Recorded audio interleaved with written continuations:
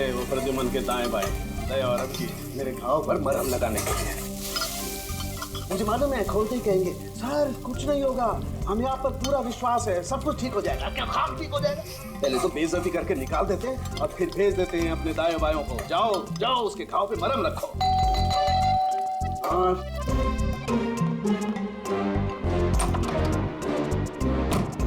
हाय। Morning.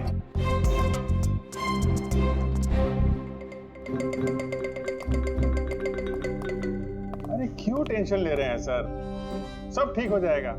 हमें आप पर पूरा विश्वास है सर, हमें पूरा यकीन है आप कोई गलत काम कर ही नहीं सकते, मगर क्या करें, प्रोटोकॉल तो फॉलो करना ही पड़ेगा। देखो मुझे तुम लोगों की सहानुभूति की कतई जरूरत नहीं है, और हाँ तुम्हारे एसीपी साहब की सहानुभूति की भी बिल्कुल जरूरत नहीं है। बच्चा नहीं हूं, रो नहीं रहा। मुझे मालूम है प्रद्युमन अपने उसूलों का बहुत पक्का है, होना भी चाहिए। गुड। सर मैं बहुत शर्मिंदा हूँ, आई एम वेरी सॉरी। आपके सामने एसीपी सर ने मुझे नहीं तारिका, शर्मिंदा होने की कोई जरूरत नहीं।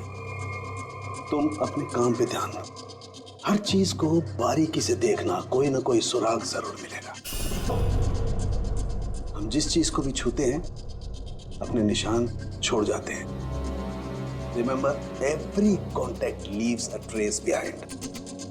बस इसी फॉर्मूले को फॉलो करना।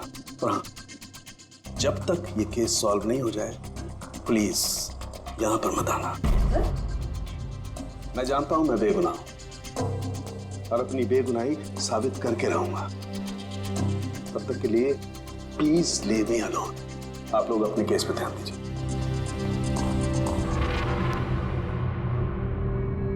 बात कर रहे हैं मामला।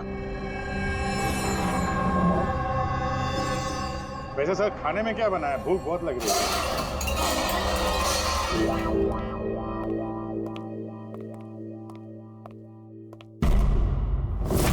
सर ये जर्नल सुना, बहुत टेढ़ा और बदतमीज आदमी। 3 महीने पहले डॉक्टर नीरव के साथ किसी बात पे झगड़ा भी हुआ था सर। देखते हैं कितना टेढ़ा है। सर आपको अंदर बुलाया। Thank you.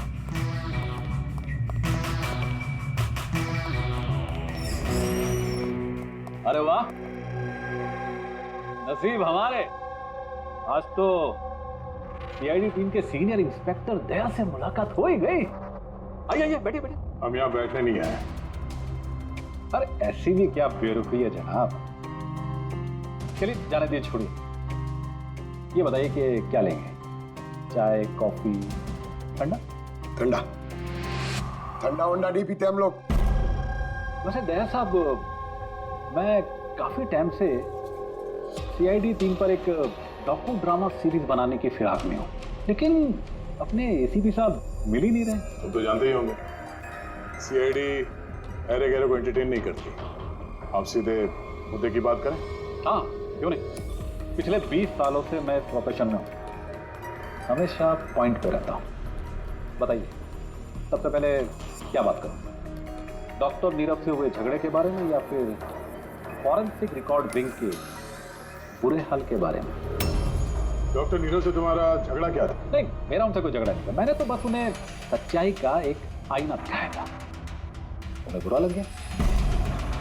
क्या मतलब? मतलब डॉक्टर नीरव के काम को लेकर मैंने एक आर्टिकल लिखा था।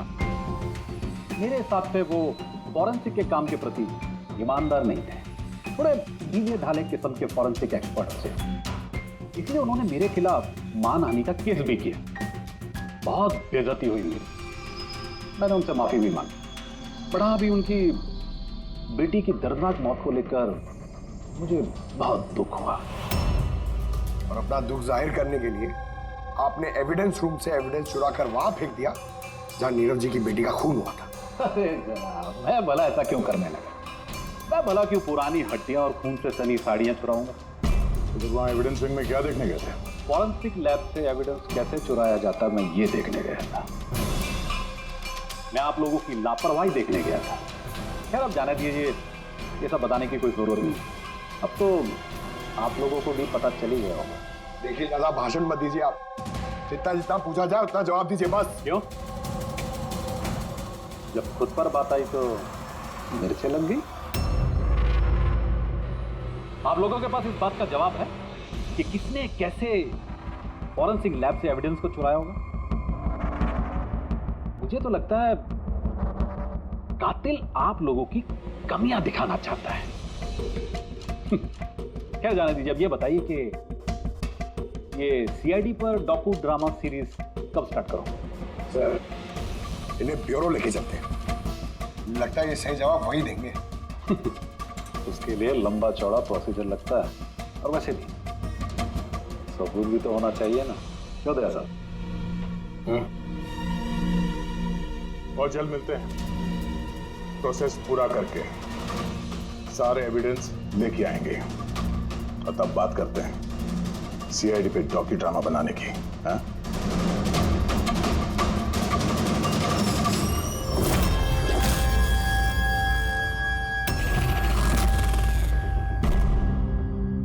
डॉक्टर नारायणी, यस जी कहिए। हम लोग सीआईडी से एक केस के सिलसिले में आपसे बात करनी है। जी बताइए। जो स्टूडेंट पिछले महीने फॉरेंसिक रिकॉर्ड रूम देखने गए थे, वो सारे के सारे चोरी और खून के इल्जाम में सस्पेक्टेड हैं। व्हाट? ऑफिसर, आपकी जरूर कोई गलतफहमी हो रही है। हमारे स्टूडेंट ऐसा कभी नहीं कर सकते हैं। हम भी यही उम्मीद करते हैं कि उन्होंने नहीं किया होगा, मगर खून तो हुआ है और इल्जाम उन्हीं पे है। देखो, हमारे बच्चे सिर्फ एजुकेशनल टूर के लिए वहां पर गए थे और आप लोग उन पे शक कर रहे हैं। हमारा काम है केस को सुलझाना और अपराधी को उसके अंजाम तक पहुंचाना। आप उन 10 स्टूडेंट्स को प्लीज बुलाइए, हमें बस उनसे पूछताछ करनी है और उनकी उंगलियों पर निशान लेने। देखिए, आप लोग समझिए, वो लोग स्टूडेंट है। देखिए, हम 3rd डिग्री देके उनको पूछताछ नहीं कर रहे हैं, हम सिर्फ नॉर्मल पूछताछ कर रहे हैं। पर हाँ, उनको कुछ बताइएगा नहीं कि हम किस सिलसिले में उनसे बात करना चाहते हैं। ओके। फॉरेंसिक रिकॉर्ड विंग देख के आप लोगों को कैसा लगा? सर, मेरा तो दम घुट रहा था। वहाँ कोई जगह है वो पुराने दांत, हड्डियाँ, खून के कपड़े। मुझे तो वो जगह बिल्कुल पसंद नहीं आई। बहुत अजीब सी फीलिंग आ रही थी। तुमको ये खांसी हमेशा रहती? नहीं मैम, कभी कभी होती है। सर, मुझे वो जगह बिल्कुल यूजलेस लगी। ना कोई देखभाल, ना सबूत अच्छे से रखे थे। और सर, मुझे तो उन कोल्ड केस फाइल्स के एविडेंस को घर ले जाने का मन था, ताकि मैं उन पे स्टडी कर सकूं। मुझे रोमांच महसूस हो रहा था। हत्यारों और पीड़ितों के दिमाग की कल्पना करने की कोशिश की। बुरा इरादा, दुख, दर्द।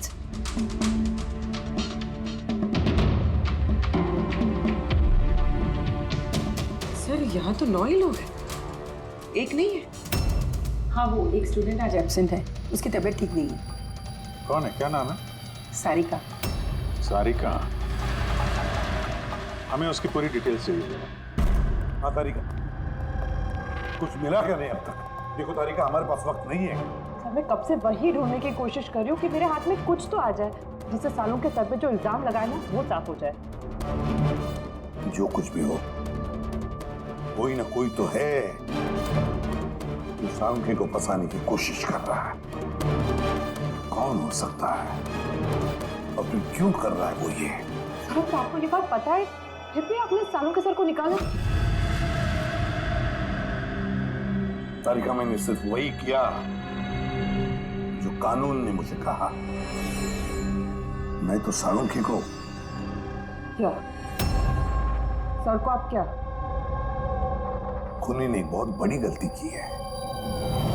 कौन सी सर? जब तुम लोग वुडविला गए थे, उस घर में घूम रहे थे, अंदर से बाहर, बाहर से अंदर, सब जगह सबूत इकट्ठा कर रहे थे। उस वक्त फ्रेडी, तुम अपने निशान छोड़ रहे थे, अपने हाथों के निशान, पैरों के निशान और भी कुछ कुछ चीजों के निशान, और उसका तुम्हें पता भी नहीं था, एहसास भी नहीं था। और खूनी बिल्कुल वैसे ही निशान छोड़ कर गया है वहां पर। ऐसे निशान जो हम ट्रेस कर सकते हैं। ट्रेस से तो निशान। याद रखो, हम जिस चीज को भी छूते हैं अपने निशान छोड़ जाते हैं। Remember, every contact leaves a trace behind. Sir ने मुझे हिंट दिया था, मेरे दिमाग में कैसे नहीं आया?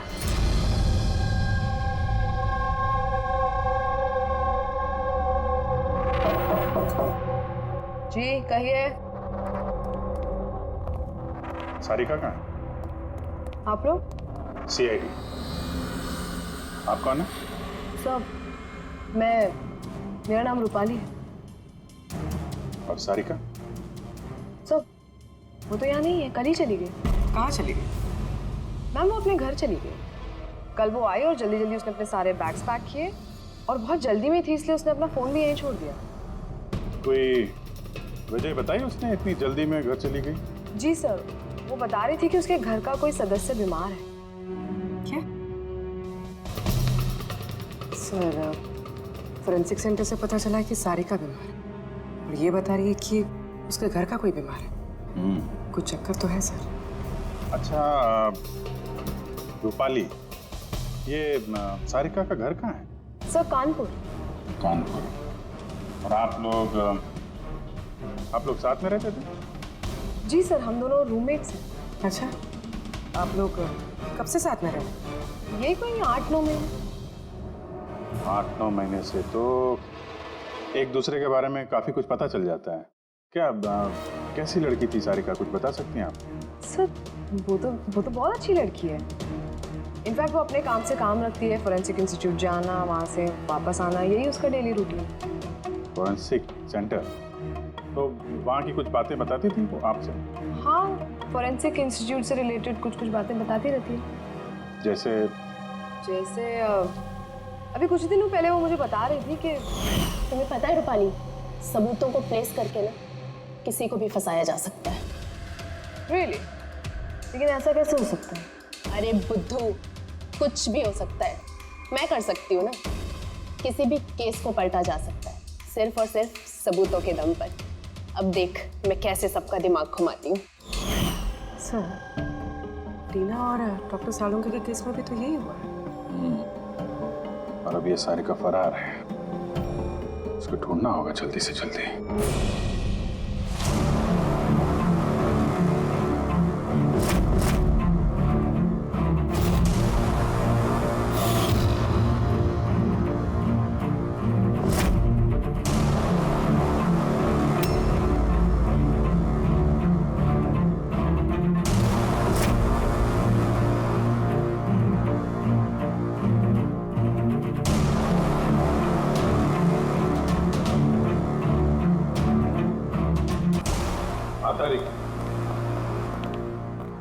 सकोनी जो भी है, अभी उसने इतने सारे सबूत चुराए और क्राइम सीन पे प्लांट किए।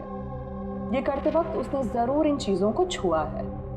लेकिन डॉक्टर तारिका, तुमने तो कहा था कि फिंगरप्रिंट्स के कोई निशान नहीं मिले, तो फिर इन चीजों को छुआ कैसे? उंगलियों के तो कोई निशान नहीं है, लेकिन मैं ये कहने की कोशिश कर रही हूँ कि इतने सारी चीजें उसने चुराई और क्राइम सीन पर प्लांट।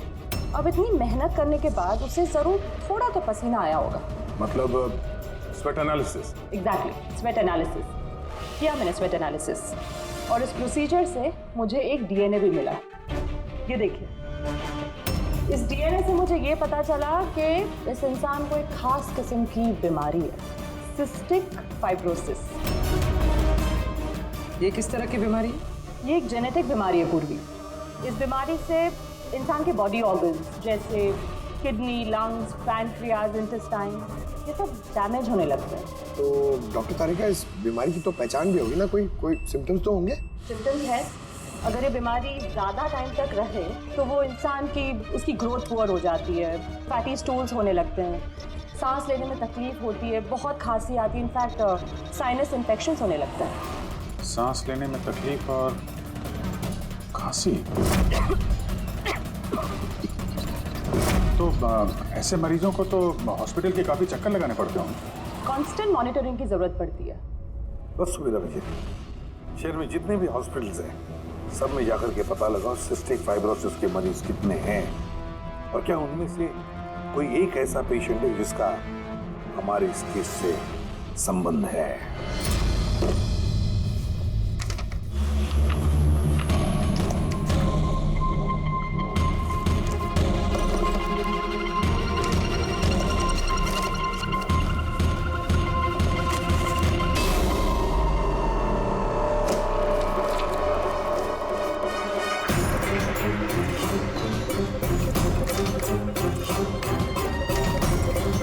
केस में हम लोग साथ साथ हैं। यस। डॉक्टर नीरव की बेटी को मार दिया गया, मुझे सस्पेंड कर दिया गया, तो बचा ललित। अगर ये सब कुछ इस केस की वजह से हो रहा है तो ललित के साथ भी कुछ ना कुछ तो हुआ होगा या कुछ ना कुछ होगा। ललित को ढूंढना पड़ेगा, लेकिन इस सालों से ललित से कोई कांटेक्ट नहीं है, कैसे ढूंढूं उसे? ट्राई करता हूं।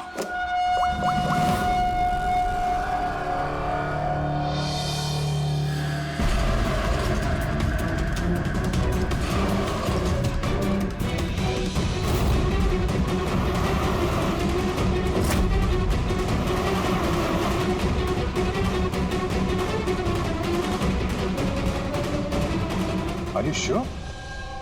ये वही है? जी हाँ, ये वही है। और इसको हॉस्पिटल में 2-3 बार आना ही पड़ता है। My God.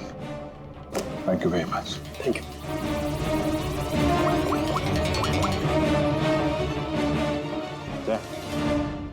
कातिल का पता चल गया है। क्या?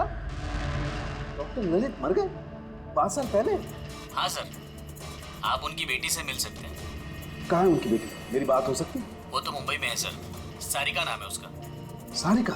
जी sir. Okay, thank you. Sarika Mumbai में।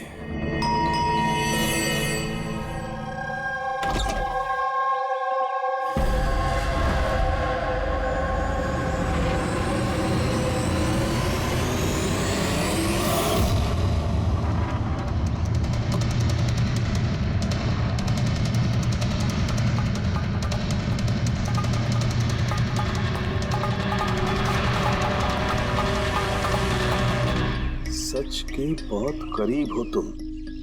एक आखिरी जगह जहां खून होगा। इंतजार कर रहा हूं तुम्हारा, वही जहां से ये सब शुरू हुआ था 8 साल पहले।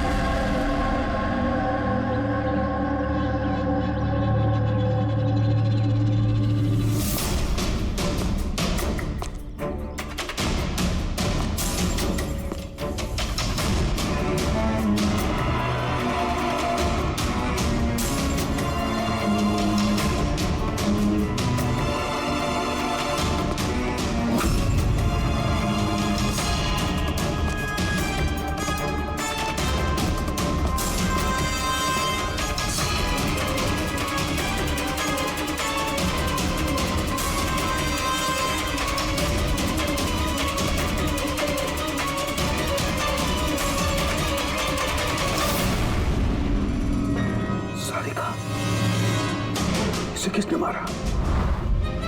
ये लाइट को क्या हुआ?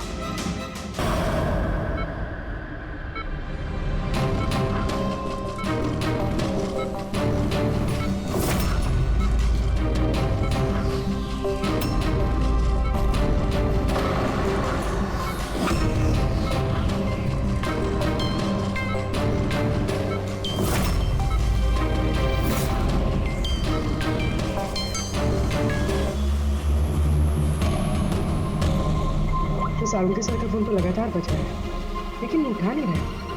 कहीं किसी मुसीबत में तो नहीं? सारुण के साहब के फोन की लोकेशन ट्रैक करो, देखो कहाँ पे है और उस खूनी का भी।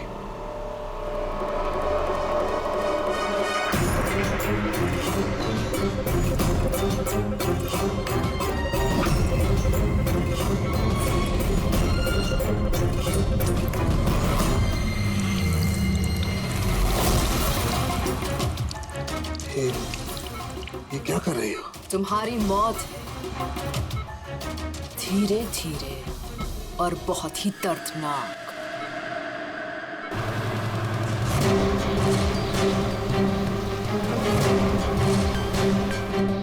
तुम्हारे खून की एक एक बूंद का कतरा जब तुम्हारे शरीर से धीरे धीरे करके निकलेगा ना, तब बहुत मजा आएगा तुम्हें, है ना? तुम ऐसा क्यों कर रही हो? अपने बाप की मौत का बदला ले रही हूँ। अरे हत्यारे हो तुम तीनों। तुम्हारा बाप रघु? हाँ, रघु, जिसे तुमने, डॉक्टर ललित ने और डॉक्टर नीरव ने मिलकर मार डाला। और तुम्हारी वजह से आज मेरा बाप मेरे साथ नहीं है। मार डाला? हमने? कैसे? सबूत इकट्ठा करके मार डाला। तुम लोगों ने सबूत इकट्ठा किया, मेरे बाप को फांसी की सजा दिलवा दी। देखो देखो, सबूत इकट्ठा करना, सजा दिलवाना, ये फॉरेंसिक का काम है। काम है? बेशक, बेशक ये तुम लोगों का काम है, लेकिन तुमने मेरे बारे में तो नहीं सोचा ना। उस बेटी के बारे में जिससे उसका बाप छिन गया। मेरे बाप की मौत के बाद मैं सदमे में आ गई थी, और सदमे से बाहर आने के बाद मैंने सोच लिया था, ठान लिया था कि मैं तुम तीनों को तुम्हारे किए की सजा देकर रहूंगी। तो इसीलिए तुमने टीना को मार डाला? हाँ, मार डाला मैंने उसको, क्योंकि मुझे मालूम था कि डॉक्टर ललित 5 साल पहले ही मर गए हैं। और जहां तक रहा तुम्हारा और डॉक्टर नीरव का सवाल, तो मुझे मालूम था कि डॉक्टर नीरव अपनी बेटी टीना से बहुत ज्यादा प्यार करते हैं। टीना के मरने के बाद वो तो अपने आप ही मर जाएंगे। और तुम, जहां तक रहा तुम्हारा सवाल, तुम अपने फॉरेंसिक से बहुत प्यार करते हो। जब वहां से तुम्हें धक्के मार के बेइज्जत करके बाहर निकाल दिया जाएगा, तब तो तुम अपने आप ही मर जाओगे। लेकिन सारिका ने क्या बिगाड़ा था?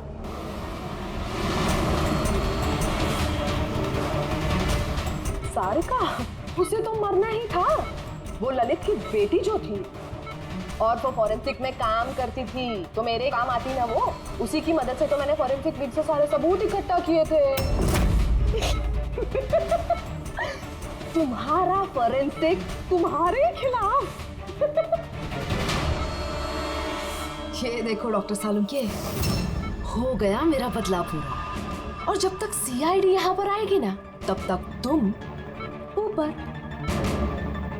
Good by doctor Salunke.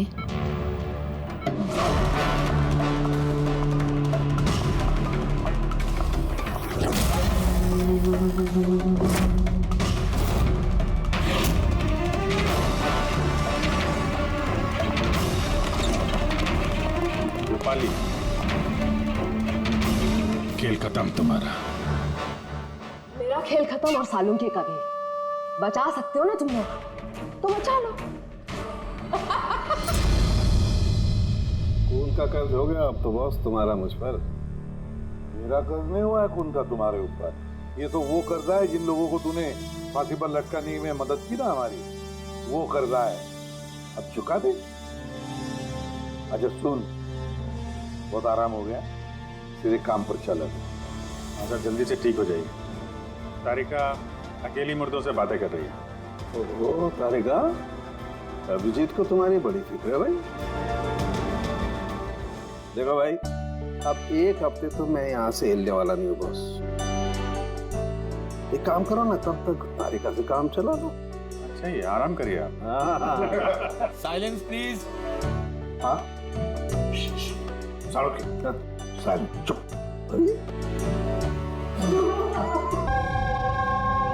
सारी की सारी दुनिया छुट्टी पर चली जाए, लेकिन मेड अगर छुट्टी पर चली गई तो जिंदगी हराम हो जाती है यार। बहुत लेट हो गया। अरे यार, लैब जाने में लेट हो रहा हूँ, ये कौन आ गया ऑफिस वाला?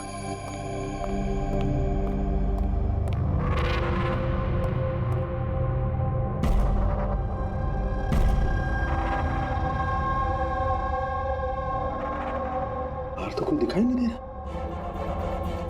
घंटे की आवाज तो सुनाई दी थी।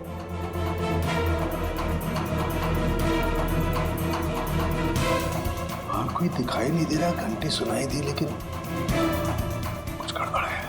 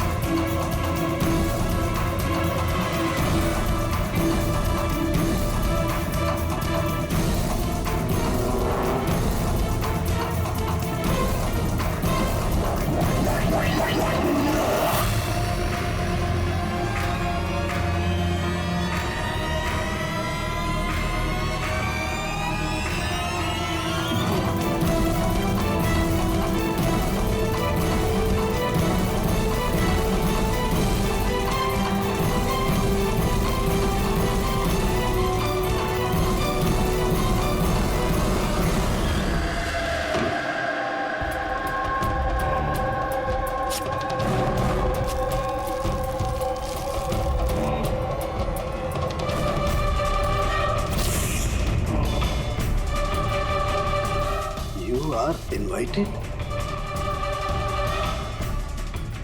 to a murder at 10 Wood Villa, Yali Hills, 400876.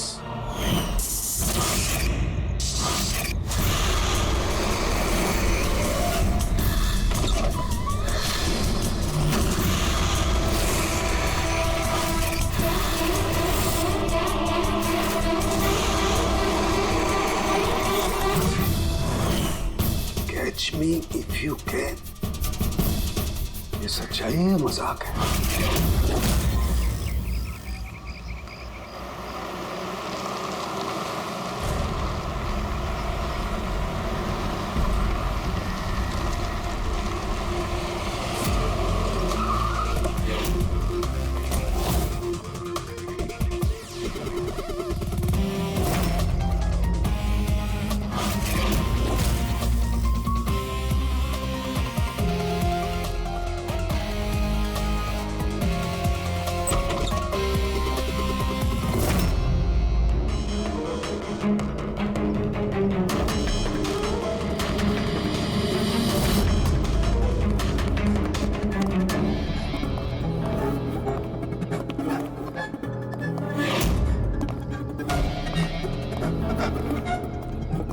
My God.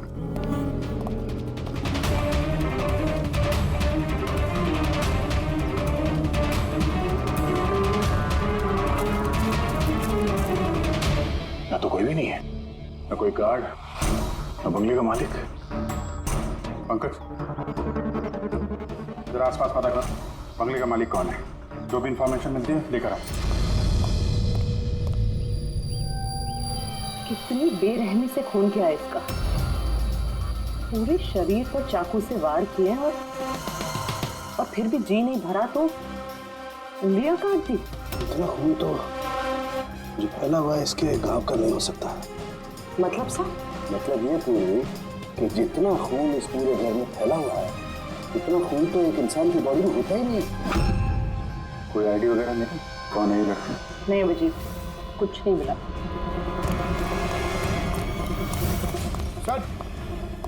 Sir इस बंगले की मालकिन राइना है और वो आधे घंटे में आ रही है। ओके ठीक है, तब तक एक काम करते हैं, यहाँ पे जितनी भी चीजें हैं, ये प्लाट, कोई सबूत, सब इकट्ठा करते हैं। कुछ भी छूटनी नहीं चाहिए। पता तो चले क्या हुआ यहाँ पे।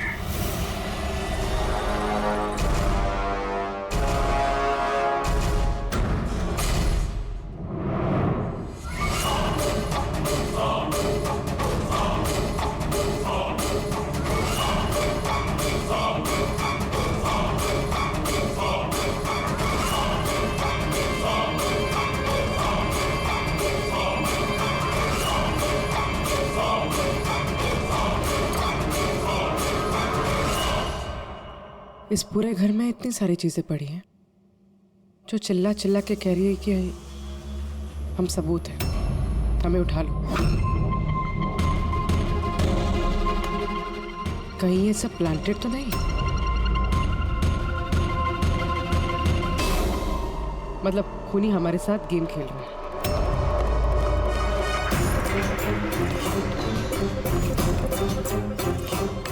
ये सब किसने किया है? ये सब किसने किया है? What is all this? कमाल है सर, ये तो हमसे पूछ रही है किसने किया है। इतना गंदा कर दिया है, अब साफ नहीं कर सकते थे ये? वो सर साफ करने के लिए भी हमें बोल रही है। बदबू आ रही है। ये मेरे बंगले में ये औरत क्या कर रही है? ओए बिरजू, बिरजू कहाँ है? बिरजू, बिरजू। लाश देख के लोग या तो बेहोश हो जाते हैं या डर के मारे गिर जाते हैं। इसको तो कुछ हुआ ही नहीं। बिरजू, बिरजू, बिरजू, अब बिरजू,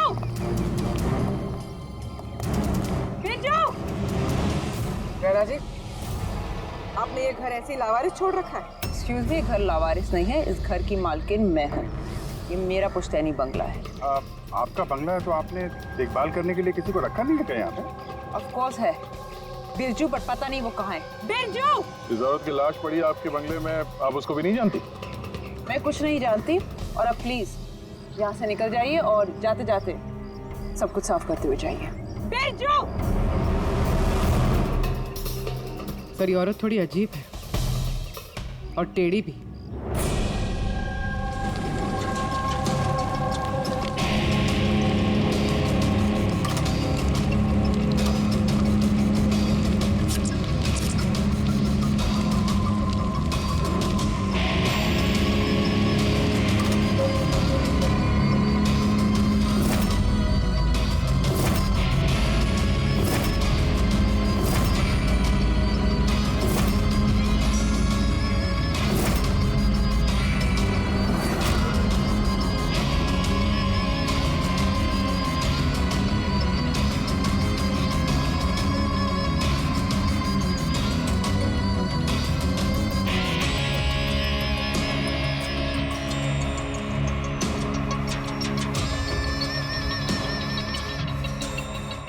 एक केस और 18 सबूत, और खूनी ने सबूत ऐसे सजा के छोड़े थे कि बस पूछो मत।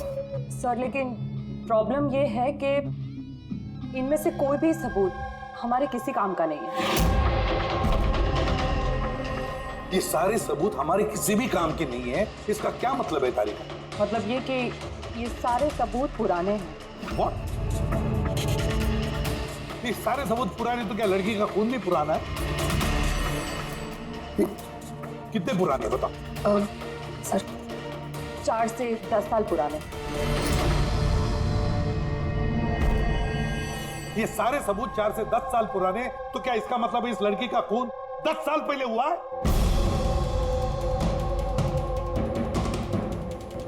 और क्या मिला सबूतों में से बताओ? इन सारे सबूतों में 20 अलग-अलग लोगों के डीएनए मिले हैं। वाह! मतलब 20 अलग अलग लोगों ने इन सारे सबूतों को छुआ है ना? हाँ सर। तो फिर फिंगरप्रिंट्स तो मिले ही होंगे? नहीं। नहीं सर। अब लेकिन सर, एक बहुत इंपॉर्टेंट बात पता चली है। क्राइम सीन पे जो इतना सारा खून मिला था, वो खून किसी इंसान का नहीं, बल्कि किसी जानवर का था। क्या? डॉक्टर तारिका, इस लड़की के शरीर पे जो खून लगा हुआ था वो भी जानवर का? नहीं, इस लड़की के शरीर पे और इसके कपड़ों पे जो खून मिला था वो इसी का असली खून। लेकिन इसके अलावा वहां पे जो भी चीजें थी वो सारी प्लांट की गई थी। लगभग 20 लोगों के डीएनए और इतने सारे सबूत क्राइम सीन पे आए कहां से सर? वही तो, इतने सारे सबूत, लेकिन हमारे हाथ में कुछ भी नहीं। वाह! आप चुपचाप बैठे रहो, कुछ मत बोलना, हम लोग यहाँ गप्पे लड़ा रहे हैं ना। बॉस, मैं जानता हूं ये सारे के सारे सबूत कहां से आए। पिछले कई सालों में सीआईडी ने जो केसेस सॉल्व किए हैं, उसमें से कुछ इंपॉर्टेंट केसेस के इंपॉर्टेंट एविडेंस है ये सारे के सारे। क्या?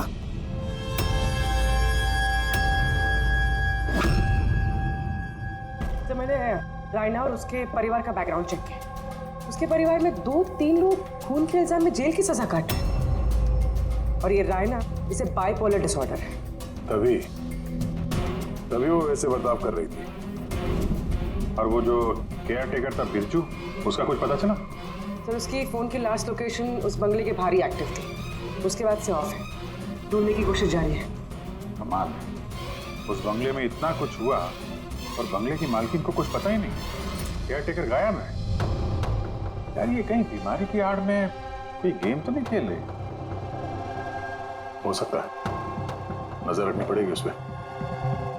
पंकज, वो जो लड़की की लाश मिली थी उसका कुछ पता चला?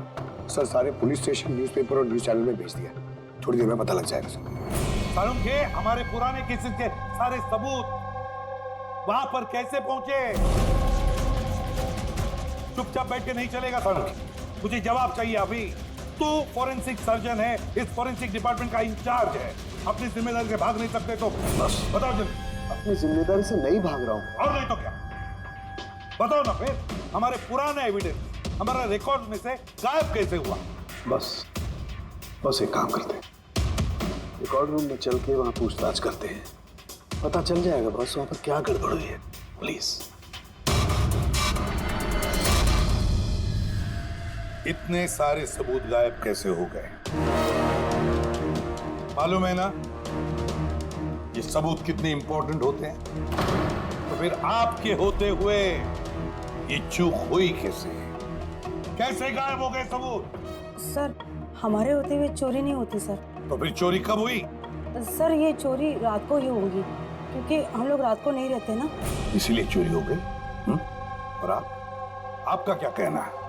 सर, मैंने डॉक्टर साहब को कितनी बार बोला कि लॉक वगैरह ठीक करवा लीजिए, दरवाजे खिड़कियां ठीक करा लीजिए, सीसीटीवी कैमरा लगवा लीजिए, लेकिन डॉक्टर साहब हमारी सुनते ही नहीं है। और तो और क्या? और क्या? सर, वो पता नहीं किसी को भी लेके आ जाते हैं सर, बोलते हैं कि पुराने एविडेंस देखने हैं।